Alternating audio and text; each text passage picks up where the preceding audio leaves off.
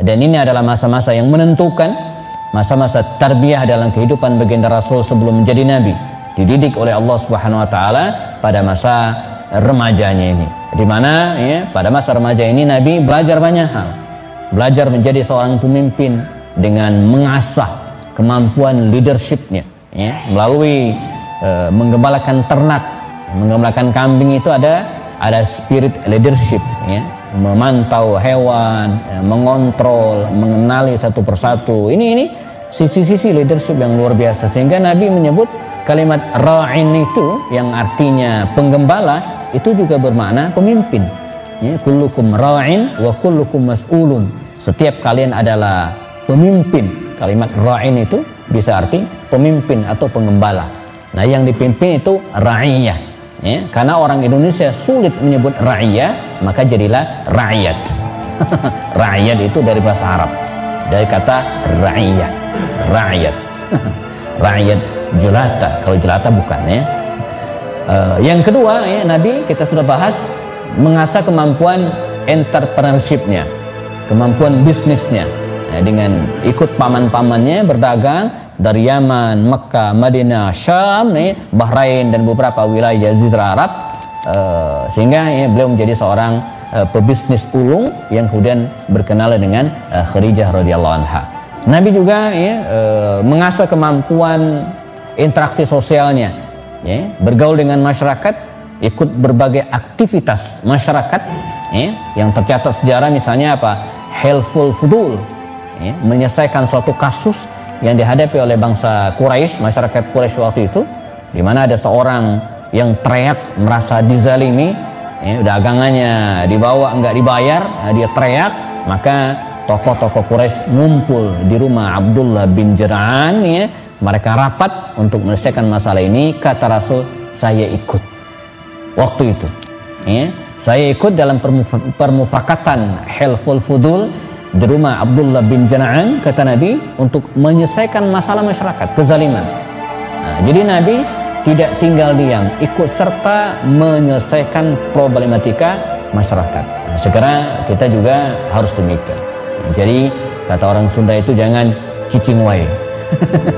Jadi ketika ada masalah dalam masyarakat, kita diam aja. Apa yang bisa kita lakukan, kita lakukan.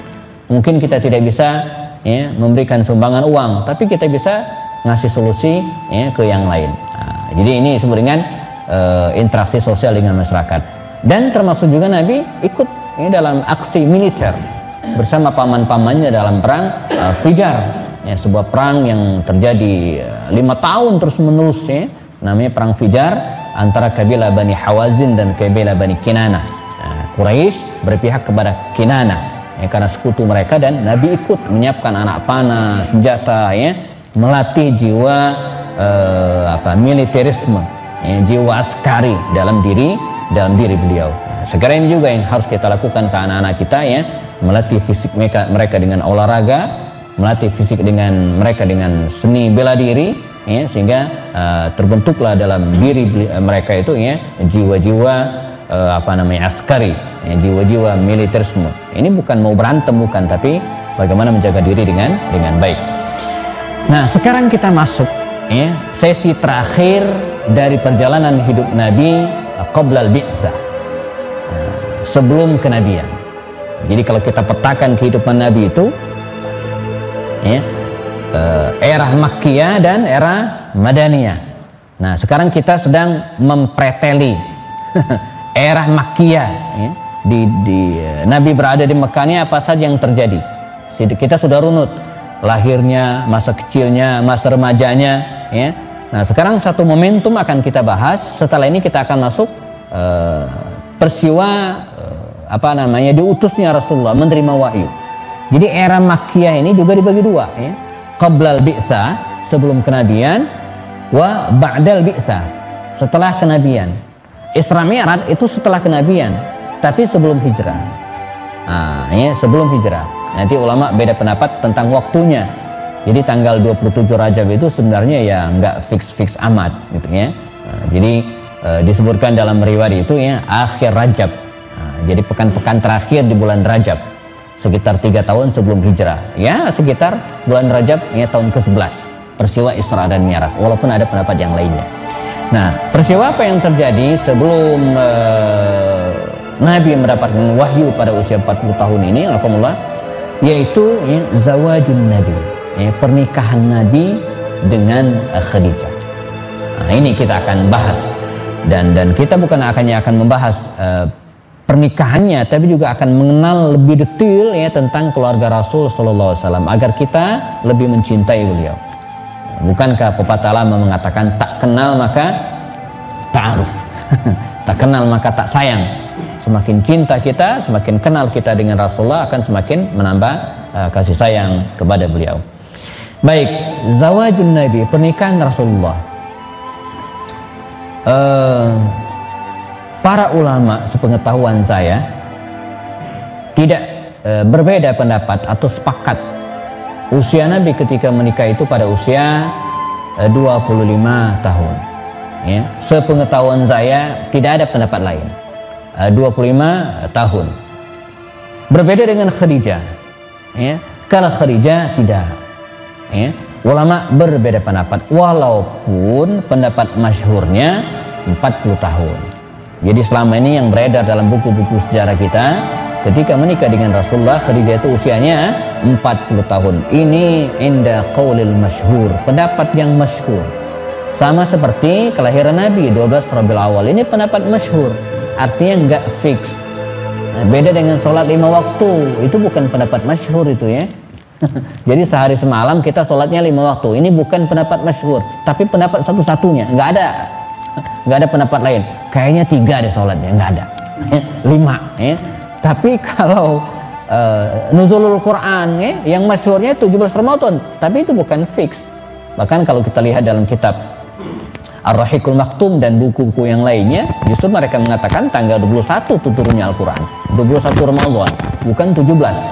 Tapi nggak usah didebat lah, kita nggak usah ngajukan usulan ke DPR supaya tanggal 17-nya diganti merahnya 21 saja, nggak usah ya. Itu nggak begitu penting ya. Khadijah itu ulama berbeda pendapat. Ada yang mengatakan 40 tahun dan ini yang masyhur, ada yang mengatakan 30. Bahkan ada pendapat mengatakan dalam Tabaqat Ibnu Sa'd itu dikatakan usianya 27 tahun. Ya. Tapi mereka sepakat pada satu titik bahwa ketika menikah dengan Khadijah, menikah dengan Khadijah, usia Khadijah itu lebih tua dari Rasulullah. Itu satu. Cuma lebih tuanya itu berapa tahun? Nah ini khilaf, terjadi perbedaan pendapat. Tapi lebih tua iya. Yang kedua, ketika menikah dengan Rasulullah, Khadijah itu sudah janda. Nah ini yang disepakati oleh ulama, dan punya 3 anak dari 2 suaminya yang sebelumnya. Ya. Pertama ya, dia menikah dan punya 2 anak, yaitu Halah, perempuan. Maka suaminya dipanggil dengan Abu Halah, bapaknya si Halah, perempuan. Yang kedua ya, dari suaminya Abu Halah ini ya, Khadijah mendapatkan anak yang namanya Hindun, laki-laki. Jadi kita Hindun itu perempuan, Mbak ya. Jadi di Arab itu ya ada beberapa nama yang sepertinya muannats, seperti perempuan, tapi dia laki-laki. Maisarah laki-laki, perempuan. Kalau di kita Maisarah itu perempuan. Tapi pembantu Khadijah yang menyertai Rasulullah SAW itu ke Syam itu laki-laki gitu ya, bukan perempuan. Maisarah. Di kita Maisarah, ada yang depan rumah Maisarah itu perempuan ya. Maisarah. Maisarah ya. Nah, Hindun laki-laki. Jadi Hindun itu bisa laki, bisa perempuan. Nah, anak beliau yang ketiga ya, dengan suami yang berikutnya ya, yang juga diseraikan adalah atau meninggal Abul Atiq namanya, melahirkan anak namanya Hindun. Ya, jadi Halah, Hindun, 3 orang. Nah, 3 anak Khadijah ini ketika Rasulullah dapat wahyu, mereka aslamu jami'an, mereka masuk Islam. Wa hasuna islamuhum, Islamnya benar. Bahkan di Arab itu ya sampai hari ini keturunan Khadijah dari keluarganya ini itu dikenal dengan keluarga Tahirah.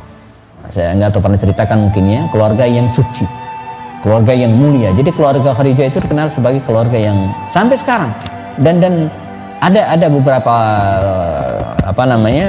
bank Arab atau orang Arab yang bangga gitu kan. Saya nggak tahu pernah cerita atau belum ya. Pernah umroh ya, saya ngajak jamaah berangkat dari hotel menuju ke gua Hira ya di Jabal Nur. Nah, itu biasa dikunjungi ya. Kalau umrah itu kadang ada waktu, kadang enggak. Tapi kalau pas haji nanti Pak Warsito ya, kalau kita insya Allah berangkat tahun ini, nanti insya Allah saya ajak ya, ke Gua Hira. Jadi ditantang naik 1,5 jam ke atas. Ya. Jadi lumayan ya, 1,5 jam. Tapi ini medan yang lumayan ya. Jadi Jabal Nur itu tinggi, curam. Ya. Dan panas kalau siang ya. Walaupun sekarang sudah ada unggak-keunggakan ya, tangga-tangganya, tapi masih lumayan ya. Ya. Jadi saya sarankan bagi yang nggak kuat ya jangan naik daripada nyusahin ustadz ya. Nah, dalam perjalanan dari hotel menuju ke lereng ya, gua ini ya atau Jabal Nur ini, saya sempat bertanya kepada supir. Waktu itu ada supir di samping ya, kita sewa taksi Arab, orang Arab. Mengisi perjalanan saya tanya, ya Syekh, saya bilang, Anta Makki, Anda orang Mekah. Ini basa-basi aja ya, basa-basi. Biasanya kalau kita ngobrol dengan orang itu kan aslinya mana, nah, gitu kan, itu pertanyaan paling sering. Ya, paling sering kalau pertama kali kita ketemu orang, ya, biasanya kita tanya Anda dari mana. Ya, nah, saya juga nanyain ke bapak ini ya, bahkan saya nggak nanya namanya. Anta Makki, saya bilang, Anda orang Mekah. Nah, dia tersenyum dan menjawab, nah, Ana Makki, Quraisy, wa min at-Tahirah. Ya, Ana Makki, saya orang Mekah. Dia penduduk asli Mekah. Ternyata orang penduduk asli Mekah nggak semua pejabat negara, ada juga yang jadi supir taksi. Buktinya di depan saya itu ya. Ana Makki, saya orang Mekah. Ya, Quraisy, berbangsa Quraisy, masih ada darah Quraisy. Ya, wa minat Tahirah, dari keluarga Tahirah, dari keluarga Khadijah. Ya, maka dengan bangga ketika kami melewati dari kejauhan makam Ma'la, dia menunjuk di sana dimakamkan Khadijah. Dalam hati saya, ya saya udah tahu. Jadi ini sebagian keluarga Tahirah. Nah, Nabi menikah dengan Khadijah, lebih tua dari beliau, punya anak 3 ya, dan udah besar-besar semua, udah gede-gede semua, tapi belum menikah ya, dan ya, lebih tua dari Rasul SAW. Sementara Nabi usianya 25 tahun. Nah, belakangan ya ada semacam penelitian ya dan seterusnya yang mengamati perilaku manusia pada usia 25 tahun ini. Pada usia 25 tahun ini, jamaah, dalam kajian-kajian psikologi, bahkan dalam kajian-kajian biologi ya, dan sains ya, ini adalah salah satu puncak kematangan bagi seorang untuk menikah yang usia 25 tahun ini ya. Jadi secara psikologi dia sudah matang, dari sisi finansial mestinya sudah mandiri ya. Jadi kalau usia 25 tahun masih nggak ada kerjaan, nganggur, nggak jelas, wah ini harus diarahkan lagi kalau kita punya anak pada usia seperti ini ya. Nah, diharapkan ini adalah usia-usia yang pas untuk menikah dan belum juga dianggap begitu tua ya. Jadi berpeluang mendapatkan keturunan ya. Bayangin kalau menikahnya usia 35 tahun, itu bisa-bisa nggak nimang cucu tuh ya. Karena keburu meninggal dunia. Nah, jadi ya menikah usia 35 tahun, nanti punya anaknya 30 tahun baru nikah. Artinya dia menghadiri pernikahan anak pertamanya di usia 65 tahun. Wah, udah tua banget gitu ya. Iya, kalau lanjut 70, tapi kalau mampir di 63 kan nggak bisa tuh ya. 63 udah selesai, ya belum sempat nikahin anak. Nah, tapi ketika menikah di usia 25 tahun ya, masih cukup peluang yang waktu yang banyak ya untuk memproduksi 6 orang anak. Nah, jadi Pak War dulu berapa tahun usia menikah? Menikah usia 28 telat katanya ya. Jadi 25 ya itu udah usia yang ideal. Makanya Turki Utsmani, nanti di searching aja di Google ya, Turki Utsmani itu pernah buat kebijakan dulu di masa kejayaannya. Apa itu ya? Cek aja Ustaz Jamal ya. Jadi undang-undang Turki Utsmani, undang-undang pernikahan Turki Utsmani, itu clue-nya ya. Nanti akan ada beberapa artikel. Dakwah Tuna itu pernah membuat rilis ya, undang-undang Turki Utsmani. Ya, Nah, di situ jelaskan usia pernikahan itu ya 18 sampai 25 tahun. Bahkan jika ada pemuda yang usia 25 tahun belum menikah, ya, udah ketemu Ustaz Jamal? Ada nggak? Ya. Ini masalah kuota nih kayaknya. Jadi kalau pada usia 25 tahun belum menikah, ada nggak? Dakwatuna coba. Nah, itu ya pemuda itu jemaah itu terancam dipanggil oleh aparat, diadili, disidang. Kenapa ente belum nikah? Jadi nggak boleh dibiarin gitu ya. 25 tahun dan nanti dilihat masalahnya. Kalau dia misalnya berpenyakitan menghalangi dia untuk nikah, diobatin. Kalau penganggurannya, kasih kerjaan, harus dikasih solusi pada usia 25 tahun itu. Harus sudah menikah. Jadi ya telat setahun 2 tahun nggak masalah. Tapi kalau telat sampai 5 tahun, ini masalah. Ya. Jadi sampai segitunya gitu kan, dibuat undang-undang khusus ya, sampai diancam ya, diadili, disidang bagi orang yang 25 tahun belum mikirin nikah ya. Nah, ketemu saja mah ada ya. Apa bunyi judulnya apa? Dakwatuna. Ada nggak? Ya, jadi terus judulnya bila sampai usia 25 tahun juga maka akan dipasangi. Nah, itu judulnya ya.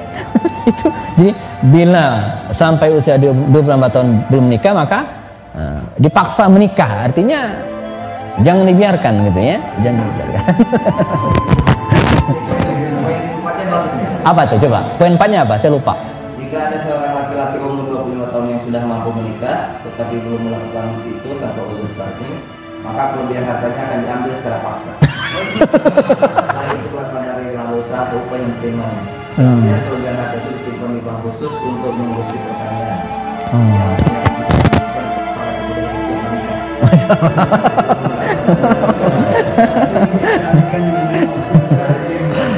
Nanti jamaah cek lagi ya, websitenya ada info-info yang lebih menarik lagi ya, termasuk diantaranya kalau ada seorang laki-laki usia 50 tahun ya dan cuman punya istri 1, itu ada juga ya undang-undangnya ya.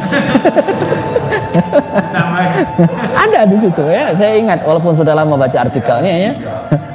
Jadi kalau sudah itu lebih lagi, itu harus lagi ya. Karena Rasul itu ya membenci atabattul. Tabattul itu artinya jomblo. Nabi nggak suka dengan orang jomblo. Jadi Nabi itu suka ya dengan orang yang menikah dengan wewangian. Ya, jadi Nabi itu suka dengan orang yang menikah ya, menikahi wanita dan orang yang wangi. Kita jangan dua-duanya. Sudahlah jomblo, bau lagi gitu ya. Itu nggak nyunah banget ya. Nggak nyunah. Bahkan Imam Ahmad bin Hambal itu ya hari ini istri meninggal ya, besok dia menikah. Ditanya, buru-buru amat sih Syekh? Kata dia, saya khawatir meninggal dalam keadaan duda ya, saya khawatir meninggal dalam keadaan duda ya, jadi dia karena istri meninggal hari ini, besok dia udah nikah lagi. Ketika ditanya kenapa buru-buru, saya khawatir ya pas meninggal duda katanya gitu kan, tidak dalam keadaan menikah. Jadi begitu para ulama dulu ya memprioritaskan gitu ya. Nah baik, Nabi menikah dengan Khadijah. Pada awalnya ada kisah menarik, hubungan antara Rasulullah dengan Khadijah ini kan diawali dari hubungan bisnis. Nah, ini judulnya dari bisnis menuju cinta, begitu kira-kira ya. Jadi hubungan Rasul itu kan hubungan bisnis dengan Khadijah. Khadijah memberikan investasi ya, saham, entah barang entah uang kepada Rasulullah, dan Nabi sebagai mudharib, pengusaha yang mengelola uang ini, dana ini untuk dibisniskan ke Syam ataupun Yaman. Melihat kejujuran Rasulullah, keberkahan dalam hidupnya, maka Khadijah ini tertarik dengan Rasulullah dan disampaikan melalui seorang pembantunya tadi.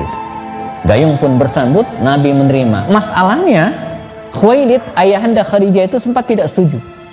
Dalam buku Fi Zilalis Sirat Nabawiyah itu ada kalimat ya, Khuwailid ini sempat menyampaikan begini kalimatnya kepada Khadijah, lan tatazawwaji Muhammadah. Khadijah, engkau tidak mungkin, jangan menikah dengan Muhammad. Lan tatazawwaji Muhammadah, jangan sampai engkau menikah dengan Muhammad. Namun ya Khadijah sudah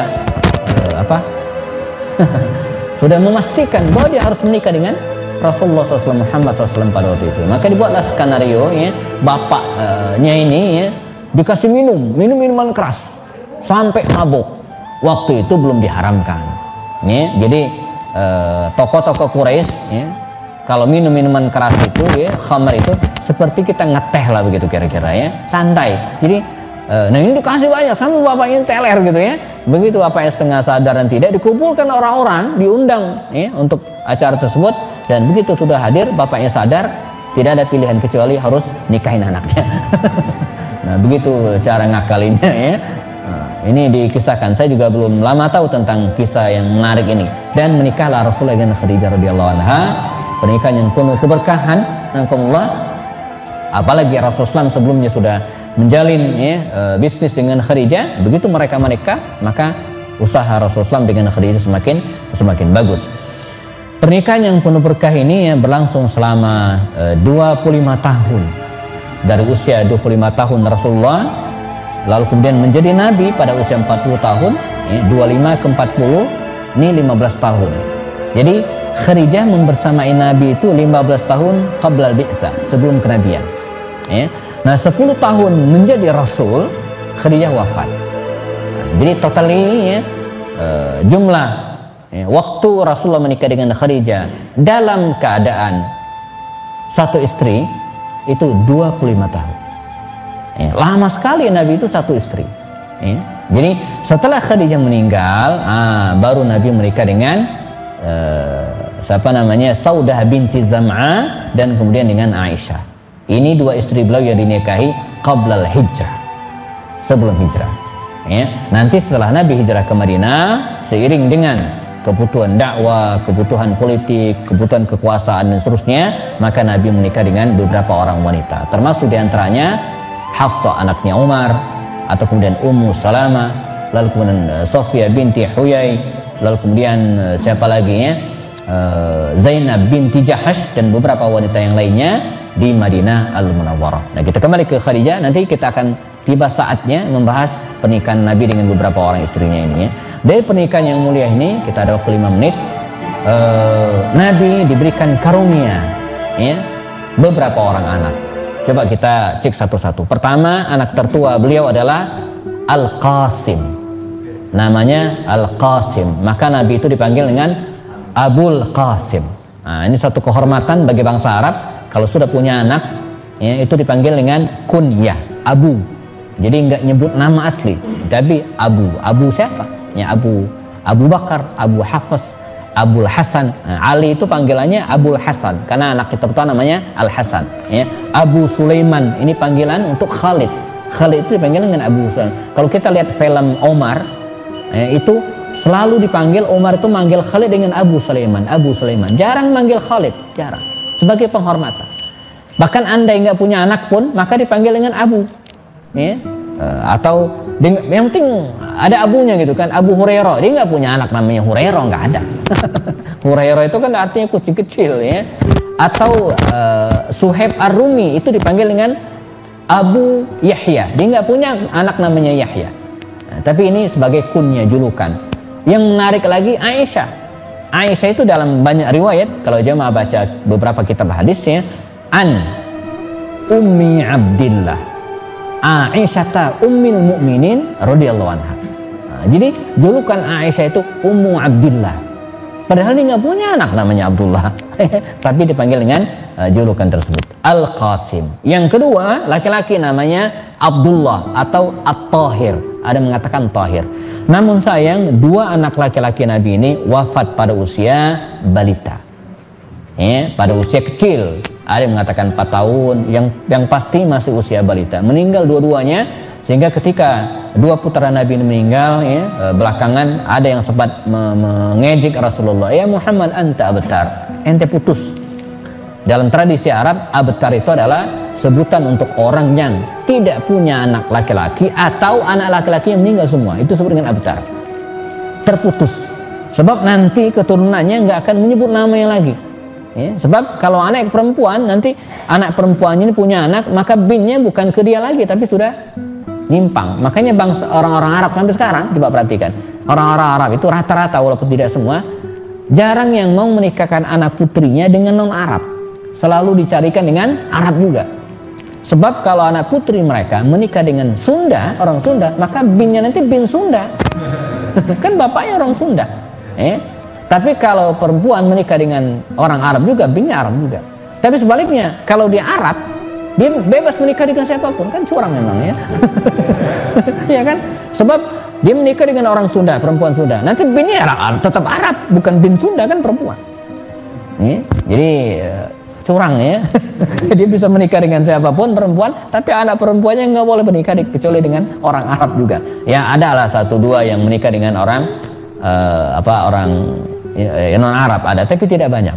Dan malah ada semacam, saya punya jamaah pengajian online tinggal di Bandung ya, dia syarifah Arab perempuan dan menikah dengan orang Sunda, orang Jawa Barat.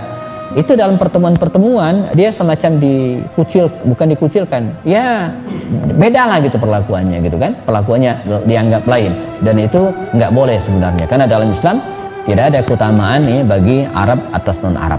Nah kata mereka, ya Muhammad anta betar, ente putus, terputus, nggak akan disebutkan namanya, nggak akan disebutkan dalam sejarah, selesai putus, sudah gitu kan. Maka turunlah firman Allah Subhanahu Wa Taala, inna syani'aka huwal abtar.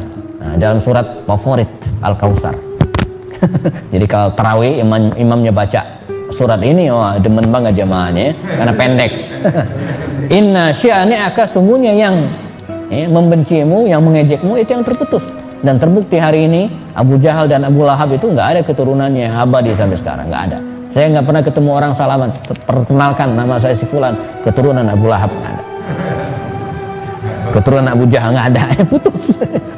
Tapi keturunan Rasulullah, Habib banyak sekali, yang hari ini diabadikan. Bahkan nama Muhammad itu adalah nama yang paling banyak digunakan anak manusia.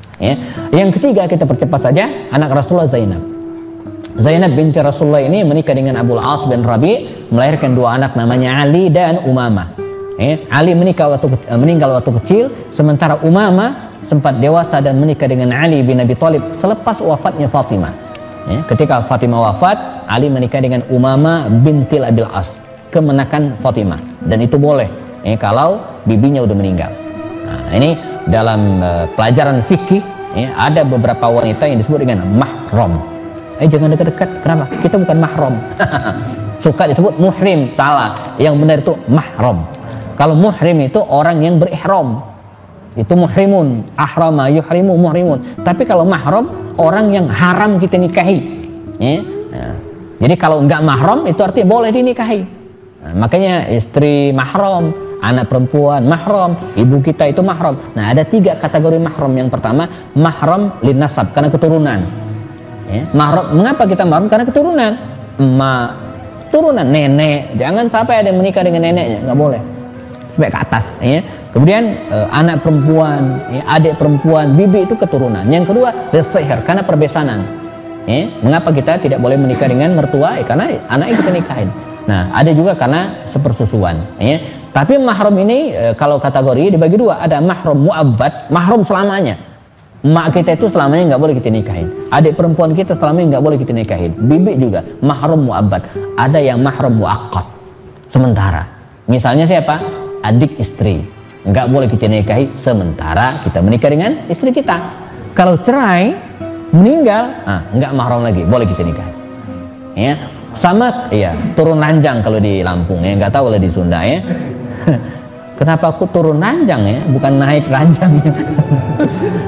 Yang kedua kemenakan istri.